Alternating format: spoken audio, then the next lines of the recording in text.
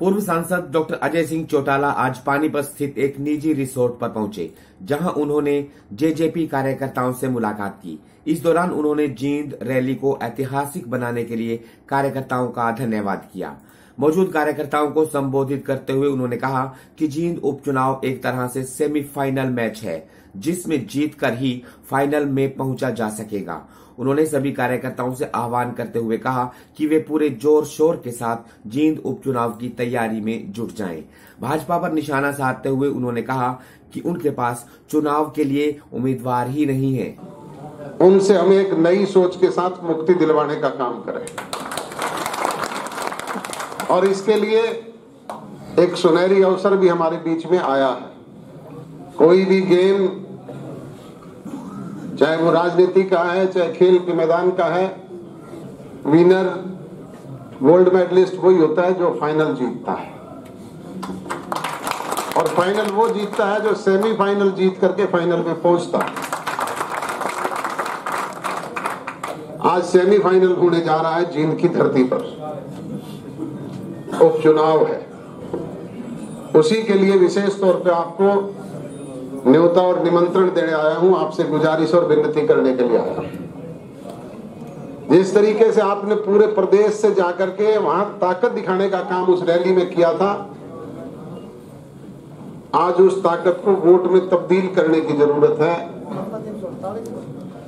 इसके लिए जिस किसी की भी रिश्तेदारी है, कोई भाईचारा है, कोई मेल मिलाप है, कोई जानकारी है और डायरेक्ट नहीं है तो चाहे कोई इनडायरेक्ट निकाल करके वहां पर जाए और आपकी पार्टी के उम्मीदवार के पक्ष में उसका वोट डलवाने का काम करें। मांगना ही नहीं है, वोट डलवाने का काम करना है, ताकि इस सेमीफाइनल को आप जीत जाएं। फाइनल अपने आप लोगों का रास्ता साफ हो जाएगा। कोई भी जो लोग बड़ी बड़ी बींगे मारते थे, आज उनके हालात तो ये है, कभी मांगेराम जी के पीछे पीछे घूम रहे हैं, कभी किसी और को पकड़ रहे हैं। ये स्थिति उनकी है, उनकी नहीं जो आज सत्ता में बैठे हुए 5 वर्ष से केंद्र की सरकार में और 4.5 वर्ष से हरियाणा की सरकार में, उनकी हालात भी यही है। वो भी दूसरी पार्टियों से इंपोर्ट करते हुए घूम रहे हैं कि कोई कैंडिडेट नहीं। बुजुर्ग और नौजवान दोस्तों, ऐसे हालात उन राजनीतिक दलों के।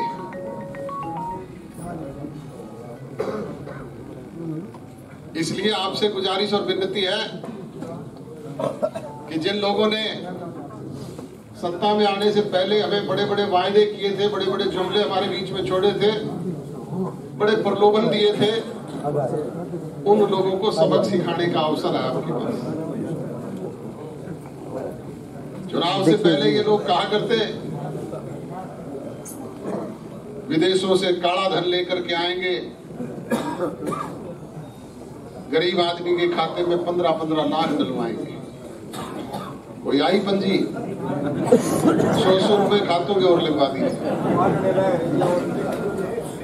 इन नौजवान दोस्तों से कहा गया था 2 करोड़ सालाना रोजगार देने का काम करेंगे।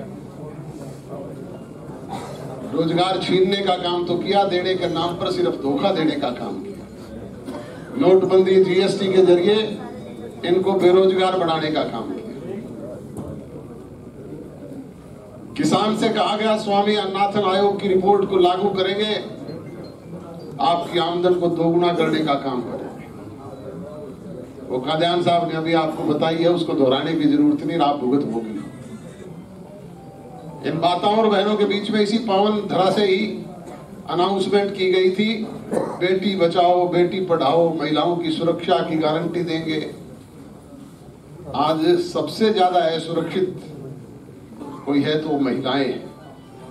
रोजाना अखबारों की सुर्खियों में पढ़ते हैं 4-4 साल 3-3 साल की बच्चियों के साथ रेप हो रहे हैं, क्रूरता से मारा जा रहा है।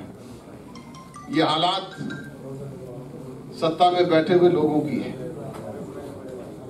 बुजुर्ग और नौजवान दोस्तों, ऐसे लोगों को अब सबक सिखाने का अवसर आपके पास है।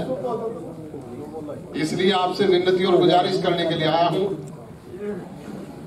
कि जींद के इस उपचुनाव में अपनी पूरी क्षमता से भी ज्यादा क्षमता लगा करके इन लोगों को सबक सिखाने का काम करें, इन्हें धराशायी करने का काम करें। यही विनती और निवेदन करने आपसे बीच में आया था। थोड़े से समय के नोटिस पर आप लोग इतनी बड़ी तादाद में एकत्रित हुए, मुझ जैसे छोटे से कार्यकर्ता की बात सुनी,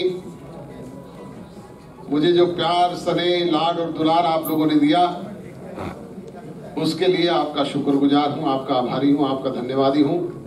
और उम्मीद, विश्वास और भरोसा लेकर के जा रहा हूं कि सेमीफाइनल को जीत करके फाइनल का रास्ता साफ करने का काम ही नहीं करेंगे, आप अपने इस लाड, प्यार और दुलार को और ज्यादा प्रगाढ़ और मजबूत करने का काम करेंगे, उसे सवाया करने का काम करेंगे।